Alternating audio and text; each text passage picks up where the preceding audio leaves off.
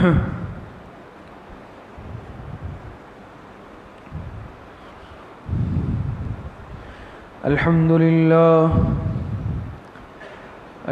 لله نحمده ونستعينه ونستغفره ونؤمن به ونتوكل عليه ونعوذ بالله من شرور أنفسنا ومن سيئات أعمالنا من يهده الله فلا مضل له ومن يضلله فلا هادي له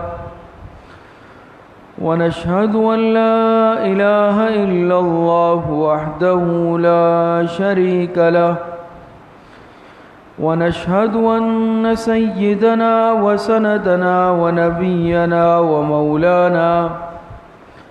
ومولانا محمدا عبده ورسوله وصلى الله تعالى على خير خلقه محمد وآله وأصحابه أجمعين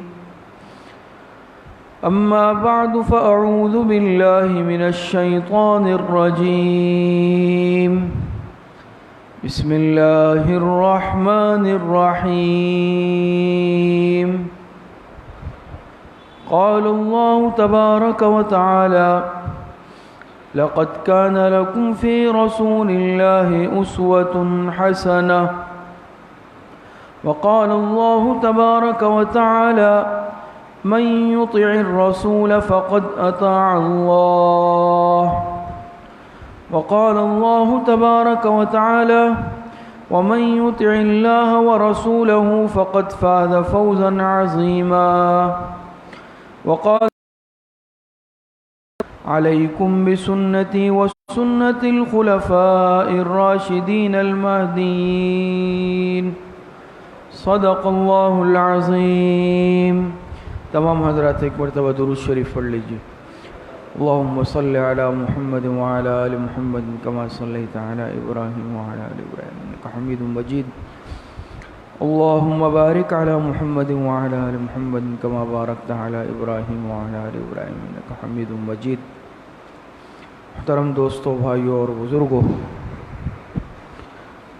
قرآن کریم میں اللہ رب العزت نے ارشاد فرمایا لقد كان لكم في رسول الله أسوة حسنة، کہ تحقیق تمہارے لیے جناب نبی کریم صلی اللہ علیہ وسلم کی ذات میں بہترین نمونہ ہے. اور قرآن کریم میں اللہ رب العزت ارشاد فرماتے ہیں وَمَن يُطِعِ اللَّهَ وَرَسُولَهُ وَمَن يُطِعِ الرَّسُولَ فَقَدْ أَطَاعَ اللَّهَ. حضور علیہ السلام کی اطاعت کو اللہ رب العزت نے اپنی اطاعت قرار دیا ہے. یہ مہینہ جو ربیع الاول کہلاتا ہے، اس مہینے کو ہمارے پیارے پیغمبر نبی آخر الزمان سرور کائنات جناب رسول اللہ صلی اللہ علیہ وسلم سے خاص نسبت حاصل ہے. اور ہر صاحب ایمان یہ بات جانتا ہے کہ اس مہینے میں جناب رسول اللہ صلی اللہ علیہ وسلم اس کائنات میں تشریف لائے، اور اسی مہینے میں جناب رسول اللہ صلی اللہ علیہ وسلم کی اس عارضی دنیا سے رخصتی ہوئی ہے. سیرت سے متعلق آپ حضرات نے وقتاً فوقتاً بیانات بھی سنے، اور اسی طریقے سے ہمارے ہاں جو دیگر عوامی سلسلے چلتے ہیں اس میں بھی سیرت سے متعلق مختلف پہلو آپ حضرات کے سامنے آئے. دروس کا جو عوامی سلسلہ ہے اس میں بھی سیرت سے متعلق بات آپ حضرات کے سامنے آئی ہیں. آپ علیہ السلام کی حیات طیبہ کے دو پہلو ہیں. ایک سیرت طیبہ کہلاتا ہے، دوسرا اسوہ حسنہ کہلاتا ہے.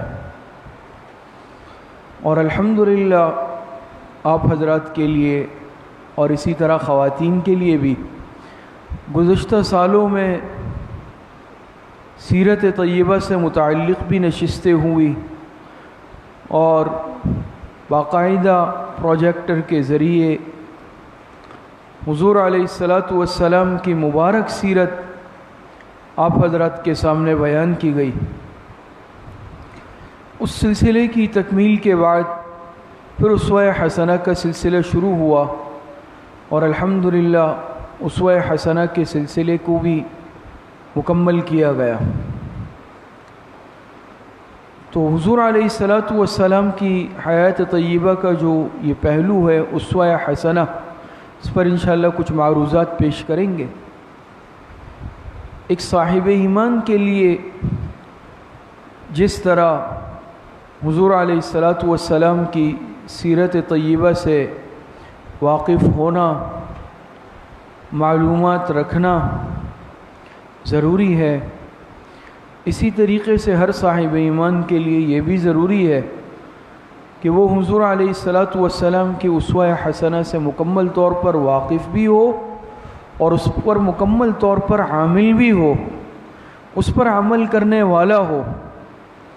یعنی حضور علیہ الصلاۃ والسلام کی مبارک عملی زندگی کیا تھی، آپ کی جو مبارک سنتیں ہیں وہ کون کون سی تھی، کس موقع کی کیا سنت ہے، کس موقع پر آپ علیہ الصلاۃ والسلام نے کس طرح عمل فرمایا، کس موقع پر آپ علیہ الصلاۃ والسلام نے کون سی مسنون دعا پڑھی، حضور علیہ الصلاۃ والسلام کا گھر میں داخل ہونا کیسے، گھر والوں سے معاشرت کیسے، سونا کیسے، جاگنا کیسے، آپ کی تجارتی کاروباری زندگی کیسے تھی، آپ کے معاملات کیسے تھے، معاشرت کیسی تھی، اخلاق کیسے تھے، یہ سب کے سب اسوہ حسنہ کہلاتا ہے۔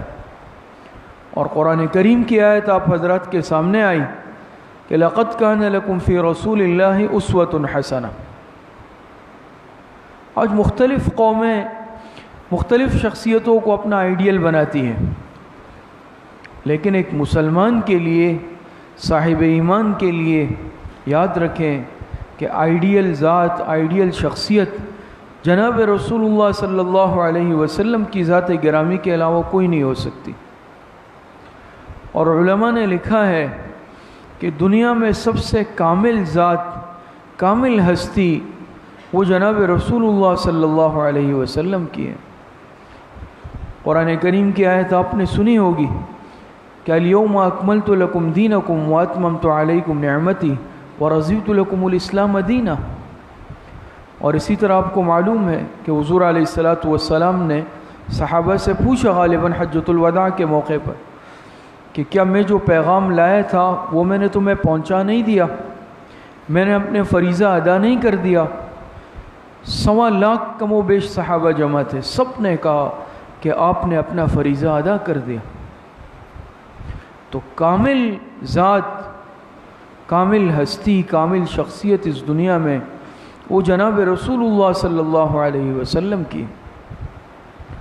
تو ایک صاحب ایمان ہونے کے ناطے ہمارے لیے ضروری ہے کہ ہم زندگی کے ہر شعبے میں یہ بات جان لیں کہ جناب نبی کریم صلی اللہ علیہ وسلم کی مبارک تعلیمات کیا ہیں، چاہے وہ عقائد ہو، چاہے وہ عبادات ہو، چاہے وہ معاملات ہو یا معاشرت و اخلاق ہو، سب کی درستگی ضروری ہے۔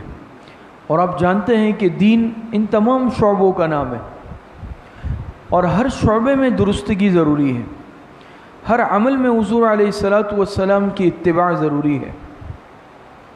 حضور علیہ الصلاۃ والسلام جو دین لے کر آئے، جو پیغام لے کر آئے، آپ علیہ الصلاۃ والسلام نے ایک ایک عمل امت کو سکھایا، ایک ایک چھوٹی چھوٹی باتیں بھی امت کو سکھائی، یہاں تک کہ بیت الخلاء کے آداب بھی ہمارے پیارے پیغمبر صلی اللہ علیہ وسلم نے سکھائے۔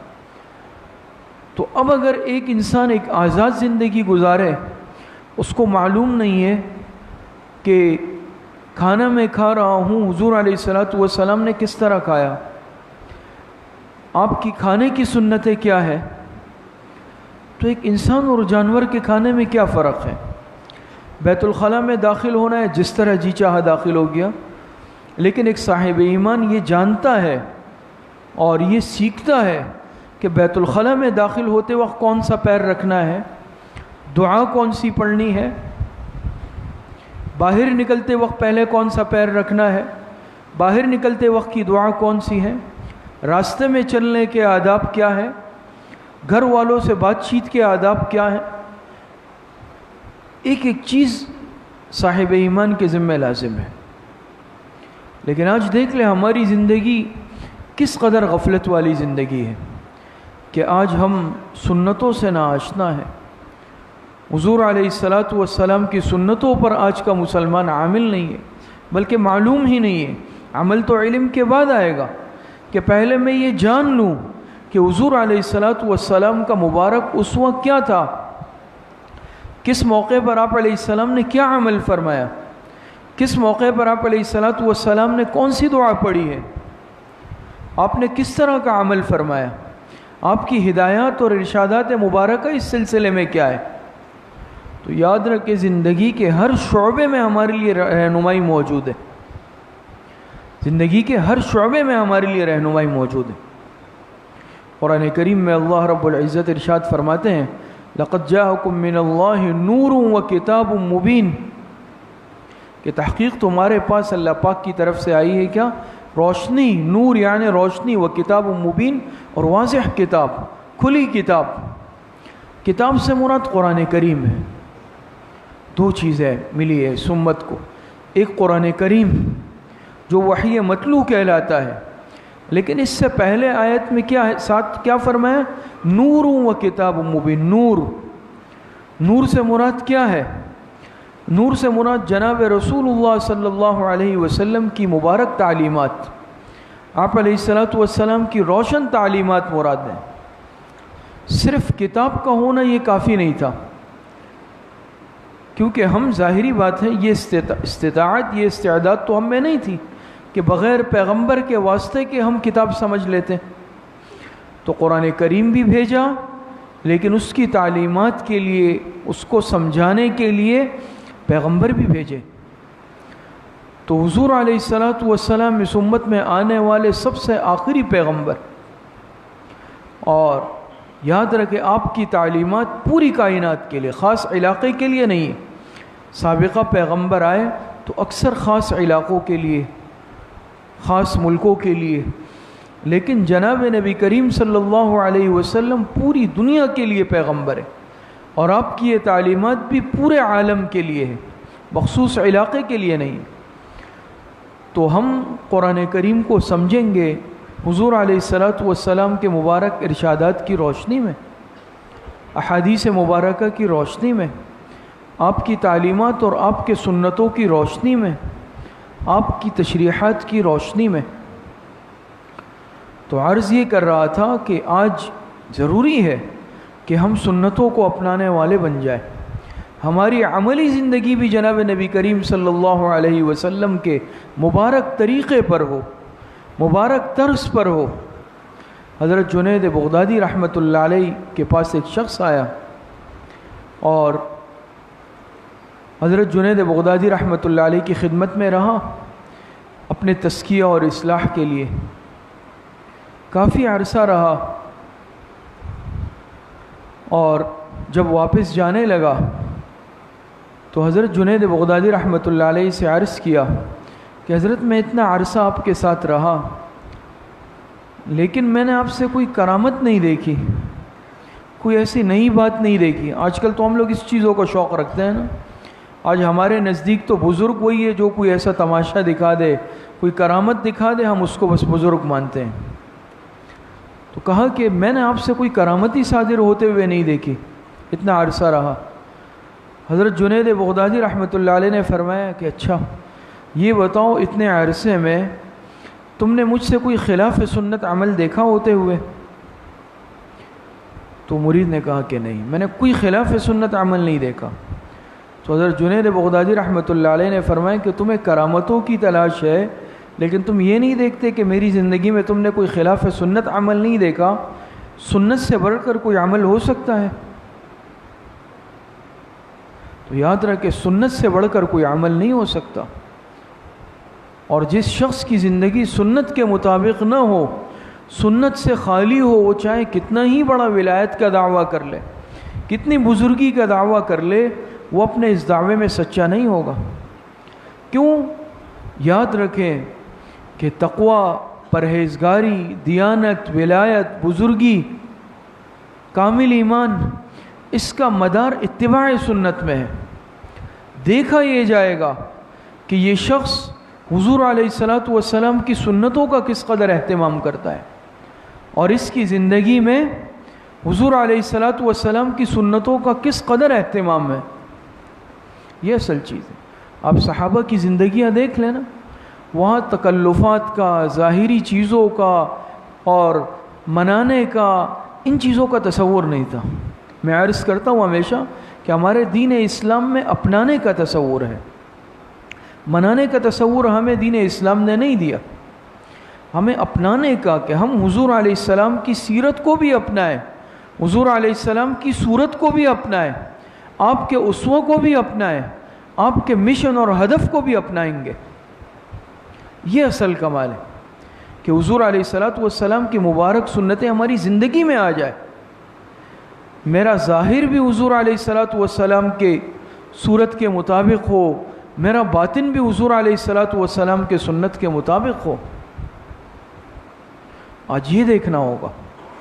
حضرت صدیق اکبر رضی اللہ تعالی عنہ حضور علیہ الصلاۃ والسلام کے کس قدر عاشق تھے. علماء نے لکھا ہے کہ آپ کو حضور علیہ السلام سے تمام نسبتیں حاصل تھی، جتنی نسبتیں ہوتی ہیں، نسبت اتحادی ہے، نسبت انعکاسی ہے، دوسری نسبتیں ہیں. یہاں تک کہ علماء نے لکھا کہ اس قدر آپ کو حضور علیہ السلام سے نسبت حاصل ہو گئی تھی کہ آپ کا ظاہر بھی حضور علیہ الصلاۃ والسلام کے جیسا ہو گیا تھا.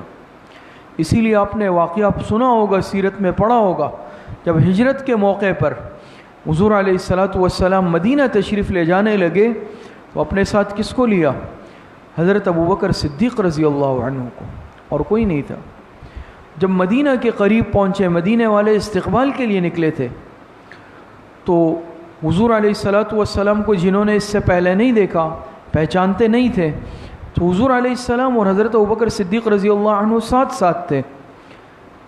تو علماء نے لکھا کہ اس قدر اللہ پاک نے اتحاد عطا فرمایا حضرت ابوبکر صدیق کو عشق نبوی کی وجہ سے کہ ظاہر میں بھی ایک جیسے نظر آتے. دیکھنے والے پہچان نہیں پا رہے تھے کہ ان میں حضور علیہ السلام کون ہے، پیغمبر کون ہے. حضرت ابوبکر صدیق رضی اللہ عنہ سمجھ گئے، تو انہوں نے حضور علیہ الصلاۃ والسلام پر چادر سے سایہ کر دیا. تو تب دیکھنے والے سمجھے کہ بھائی ساتھ میں آنے والے تو خادم ہے، پیغمبر تو یہ ہے. تو یہ حضور علیہ الصلاۃ والسلام سے عشق اور محبت کے نتیجے میں ان کو یہ مقام حاصل ہوا. ان کو یہ مقام صدیقیت کیسے حاصل ہوا؟ حضور علیہ الصلاۃ والسلام سے سچے عشق کی وجہ سے.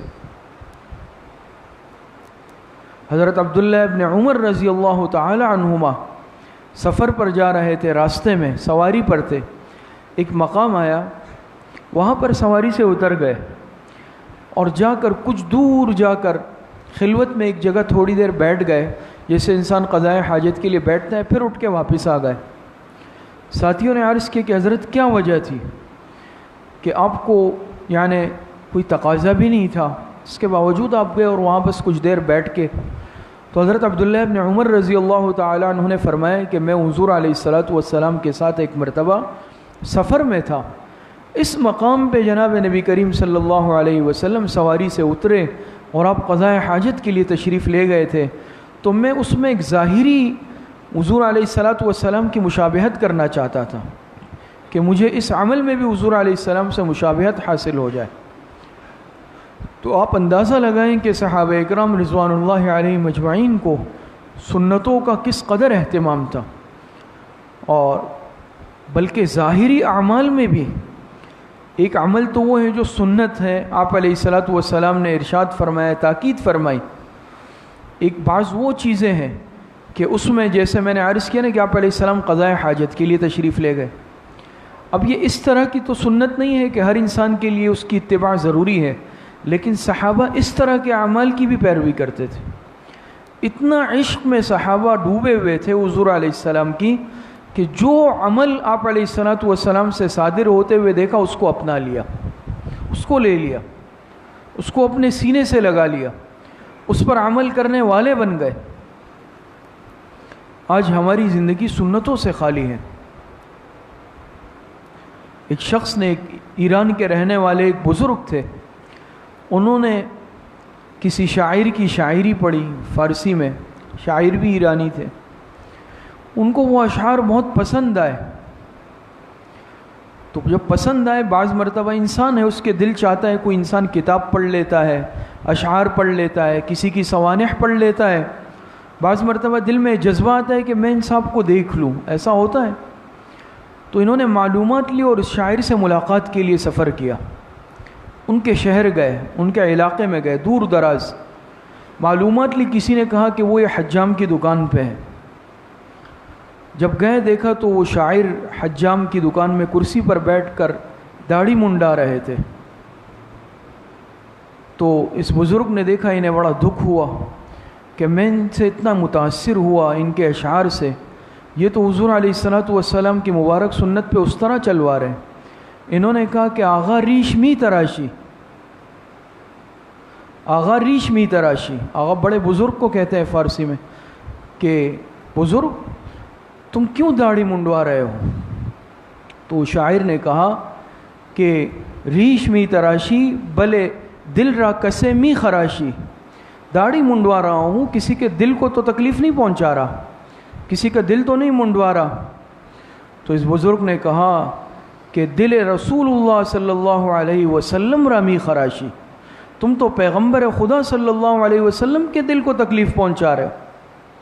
اس سے زیادہ کیا دل دکھانا ہوگا کہ حضور علیہ السلام کی سنت پہ اس طرح چلوا رہے ہو، تم کیسے دل کو تکلیف نہیں پہنچا رہے؟ تم تو حضور علیہ السلام کے دل کو تکلیف پہنچا رہے ہو۔ تو کیا حضور علیہ السلام کی سنت توڑنے سے آپ کو تکلیف نہیں پہنچے گی؟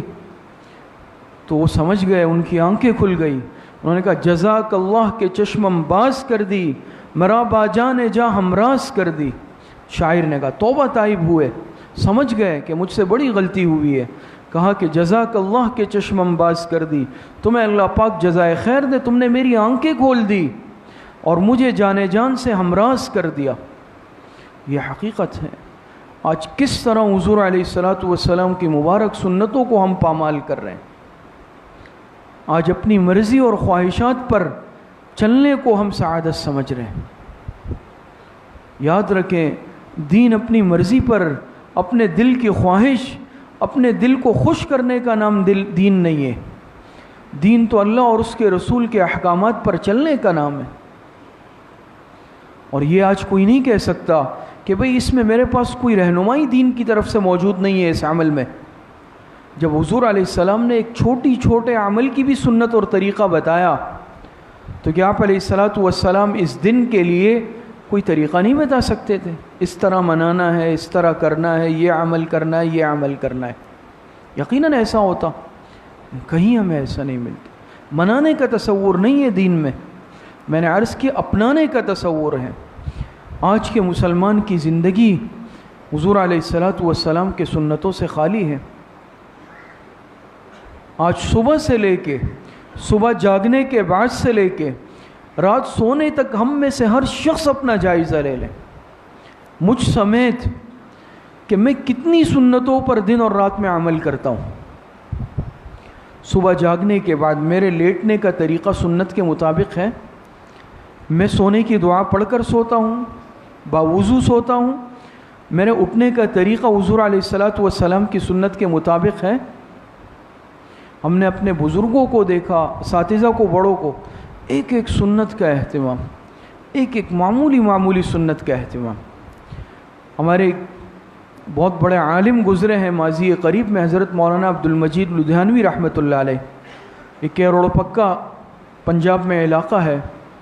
اللہ پاک نے بڑے علم سے نوازا، حدیث کے بہت بڑے عالم اور تصوف کے بہت بڑے امام تھے۔ ہم نے زیارت کی، ملاقات ہوئی، حدیث کی اجازت لی، اور حج کے سفر میں حضرت برادرم مفتی خالد صاحب اور وہ اکٹھے بھی تھے، تو ہمارے ایک عزیز بھی ساتھ تھے، وہ ان کا واقعہ سنانے لگے کہ جیسے منی میں خیموں میں ہوتے ہیں، حضرت کا بستر بھی قریب تھا۔ ایک چھوٹی سی بات عرض کر رہا ہوں، واقعہ کہ ہماری یہ حضرت کس قدر سنتوں کا اہتمام کرتے ہیں کہ صبح جب فجر سے قبل اٹھے تو حدیث کی کتابوں میں طریقہ آتا ہے نا کہ آپ علیہ الصلاۃ والسلام اپنی مبارک ہتھیلیوں سے اپنی آنکھوں کو ایسے ملتے تھے پہلے، اور پھر حضور علیہ الصلاۃ والسلام مسنون دعا پڑھتے تھے۔ تو جب اٹھے حضرت مولانا عبد المجید لدھیانوی رحمۃ اللہ علیہ، اسی طریقے سے دونوں ہاتھ لیے، دونوں آنکھوں پہ کافی دیر تک ایسے ملا نیند کے آثار دور کرنے کے لیے، اور پھر اس طرح وہ دعا پڑھتے رہے مسنون۔ تو کوئی ہمیں پتہ نہیں، بس سو گئے تو بستر پہ گر کے سو گئے، جب اٹھنا ہوا اٹھے اور سیدھا بس جا کے وضو بنایا، آفس جانے کے لیے جلدی ہے، گھر میں داخل کس طرح ہونا ہے، گھر سے نکلنا کس طرح ہے، مسجد آئے تو کون سا پیر داخل کرنا ہے، کون سی مسنون دعا پڑھنی ہے، ہم اپنے سوچوں میں اور اپنی گپ شپ میں اپنی باتوں میں مست ہوتے ہیں۔ حضرت ڈاکٹر عبدالحی عارفی رحمۃ اللہ علیہ فرماتے ہیں نا کہ دیکھیں دین پر عمل کرنا کوئی مشکل نہیں ہے، فرماتے تھے کہ دین صرف زاویہ نگاہ بدلنے کا نام ہے، دین صرف زاویہ نگاہ بدلنے کا نام ہے۔ بہت قیمتی بات ہے کہ ایک عمل ہم نے ویسے ہی کرنا ہے، لیکن اس عمل کو اگر ہم حضور کی ترتیب پہ کر لے وہ ثواب بن جائے گا، وہ سنت بن جائے گا۔ کھانا مجھے ویسے ہی کھانا ہے، میں ویسے ہی کھانا شروع کر دوں تو کھانا ہے، پیٹ بھرنا ہے، لیکن میں سوچوں کہ بھئی کھانے سے پہلے ہاتھ دھونا ہے، بات سمجھ میں آ رہی ہے؟ بسم اللہ پڑھنی ہے، دائیں ہاتھ سے کھانا ہے، اپنی جانب سے کھانا ہے، سم اللہ کل بیمینک وکل مما یلیک، آپ علیہ السلام نے فرمایا۔ تو کوئی مشکل تو نہیں ہے، مجھے کھانا ویسے بھی کھانا ہے، میں اس استحضار کے ساتھ کھاؤں کہ میں حضور کے بتائے ہوئے طریقے پہ کھاؤں گا، تو دائیں ہاتھ سے کھاؤں، بسم اللہ پڑھ کر کھا لوں، اپنی جانب سے کھاؤں، یہ سارا کھانا میرا ثواب بھی بن گیا۔ مسجد میں داخل ہونا ہے، دائیں پیر پہلے رکھنا ہے، اللہم افتح لی ابواب رحمتک دعا بھی پڑھ لی، داخل ہونا سنت کے مطابق ہو گیا، ثواب ہو گیا۔ مسجد میں وقت گزارنا ہے، اعتکاف کی نیت کر لی، نکلنا ہے بایاں پیر پہلے نکالا۔ یہ سب روز مرہ کی سنتیں۔ اور ابھی میں نے جن بزرگ کا نام لیا، حضرت ڈاکٹر عبدالحی عارفی رحمۃ اللہ علیہ، حضرت حکیم الامت حضرت مولانا اشرف علی تھانوی رحمۃ اللہ علیہ کے اجل خلفاء میں سے تھے، اور انہوں نے حضور علیہ الصلاۃ والسلام کی عملی زندگی کو جمع فرمایا، بڑی قیمتی کتاب لکھی ہے اسوہ رسول اکرم کے نام سے، ہر مسلمان کے گھر میں ہونی چاہیے، اور اس کی باقاعدہ تعلیم کروائیں۔ میں درخواست کروں گا اپنے تمام بھائیوں سے کہ اسوہ رسول اکرم ہوگی اکثر ساتھیوں کے پاس انشاءاللہ، جن بھائیوں کے پاس نہیں ہے ہر مکتبے میں ملتی ہے۔ اس میں حضور علیہ الصلاۃ والسلام کی صبح سے لے کے رات تک ایک ایک سنت کو جمع کیا گیا، جس موقع پہ آپ نے جو دعا پڑھی اس کو جمع کیا گیا، آپ کا اٹھنا کیسا، آپ کا بیٹھنا کیسا، آپ کا چلنا کیسا، آپ کا بولنا کیسا، کس موقع کی کیا سنت ہے، سب کو جمع کیا، اور بالکل عام انداز میں۔ تو اسوہ رسول اکرم پڑھیں اور اس کو اپنی عملی زندگی میں لانا ہے۔ آج باتیں بہت رہ گئی ہے، تقریریں بہت ہیں، خرافات ہماری زندگی میں آ جا گئی ہے، افسوس کے ساتھ کہنا پڑتا ہے۔ تو بدعات سے بچنا ہے، بدعات سے بچنا ہے۔ آپ علیہ الصلاۃ والسلام نے ارشاد فرمایا کل محدثۃ بدعہ وکل بدعۃ ضلالہ وکل ضلالۃ فی النار۔ اور یاد رکھیں کہ بدعت یہ ہر علاقے میں الگ، ہر رنگ الگ، ہر سال الگ، ہر شخص کا طریقہ الگ۔ سنت میں آپ کو کہیں فرق نظر نہیں آئے گا، آپ دنیا کے ایک کونے سے دوسرے کونے تک جائیں، حضور علیہ السلام کی جو مبارک سنت ہوگی آپ کو ہر جگہ ایک نظر آئے گی، ہر جگہ ایک نظر آئے گی، اس میں آپ کو بال برابر فرق نظر نہیں آئے گا۔ یہ سنت کا کمال ہے، یہ سنت کی برکت ہے۔ تو یاد رکھیں آج سنتوں کو اپنانے کی ضرورت ہے کہ ہم معلوم تو کریں کہ حضور علیہ الصلاۃ والسلام کی عملی زندگی تھی کیسے۔ آج صرف ایک دن میرے دل میں جذبات آتے ہیں، اس سے پہلے بھی میں اپنی ترتیب پہ چلتا ہوں، میری تجارت اپنی ترتیب پہ، میرا بولنا اپنی ترتیب پہ، میرے معاملات جو خراب ہے وہ خراب ہے، میرے کاروبار تجارت لین دین میں جو خرابیاں ہیں وہ اپنی جگہ پر ہے، جوا سٹا جو کچھ وہ میری اپنی جگہ پر ہے، سودی معاملات میں کر رہا ہوں اپنی جگہ پر ہے، بات چیت میں جھوٹ ہے، وعدہ خلافی خیانت وہ مجھ میں اپنی جگہ ہے، پہلے اپنے آپ کو مخاطب کرتا ہوں۔ تو یہ تو یاد رکھے کامیابی والی زندگی نہیں ہے، بلکہ ہم عہد کریں کہ آج کے بعد اگر کسی سنت کی مجھ میں کمی تھی تو آج کے بعد نہیں ہوگی، اسی طرح ہوگا نا انشاءاللہ۔ اور یاد رکھے کہ آج تو باطل دیکھیں نا، باطل کس طرح ہمارے دلوں کو آج اذیت پہنچا رہا ہے، کبھی حضور علیہ السلام کے خاکے بنا رہا ہے، کبھی کارٹون بنا رہا ہے، لیکن میں دیکھ لوں بحیثیت مسلمان کے، میں حضور علیہ السلام کی سنتوں کا مذاق نہیں اڑاتا، میں حضور علیہ السلام کی سنتوں کو نہیں توڑتا۔ جس طرح وہ کر رہا ہے، عالم کفر کر رہا ہے، اس کے پاس ایمان نہیں ہے لیکن میرے پاس ایمان ہے، میں اس کے باوجود حضور علیہ السلام کی سنتوں کو دن میں کتنی مرتبہ توڑتا ہوں، تو کیا حضور علیہ السلام قیامت کے دن مجھ سے نہیں پوچھیں گے کہ تم نے بھی میرے دل کو تکلیف پہنچائی، تم نے میرے سنتوں کو توڑا ہے، میرے سنتوں کو پامال کیا ہے؟ ہمارے پاس کیا جواب ہوگا؟ تو بس عرض کرنے کا مقصد آج یہ ہے کہ اگر کامیابی چاہتے ہیں تو حضور علیہ السلام کی سیرت پر بھی چلنا ہے، آپ علیہ السلام کے اسوہ پر بھی چلنا ہے، سب ساتھی عمل کریں گے نا انشاءاللہ۔ اللہ پاک صحیح عمل کی توفیق عطا فرمائے۔ الحمدللہ رب العالمین والعاقبۃ للمتقین والصلاة والسلام علی خیر خلقہ محمد وآلہ واصحابہ اجمعین۔ ربنا ظلمنا انفسنا وإن لم تغفر لنا وترحمنا لنكونن من الخاسرین۔ اے اللہ ہمارے صغیرہ کبیرہ ظاہراً باطناً چھوٹے بڑے ہر طرح کے گناہوں کو معاف فرما دے۔ اے اللہ جتنی لغزشیں کوتاہیاں ہوئی ہیں، گناہ کیے ہیں، اے اللہ توبہ تائب ہوتے ہیں، اللہ ہماری توبہ کو قبول فرما لے۔ اے اللہ اپنے احکامات پر عمل کرنے والا بنا دے، حضور علیہ السلام کی مبارک اسوہ پر، مبارک سنتوں پر عمل کرنے والا بنا دے۔ اے اللہ ہر قسم کے بدعات سے، خرافات سے، حضور علیہ السلام کی نافرمانیوں سے اللہ ہماری حفاظت فرما دے۔ جتنے بیمار گھروں میں، اسپتالوں میں، اللہ سب کو صحت کاملہ عاجلہ عطا فرما دے۔ جتنے اموات المؤمنین دنیا سے جا چکے ہیں، اللہ سب کی مغفرت فرما دے۔ ہماری دعاؤں کو اپنے فضل و کرم سے، فضل و رحمت سے اپنی بارگاہ میں قبول اور منظور فرما دے۔ وصلی اللہ وسلم علی نبینا محمد وآلہ واصحابہ اجمعین برحمتک۔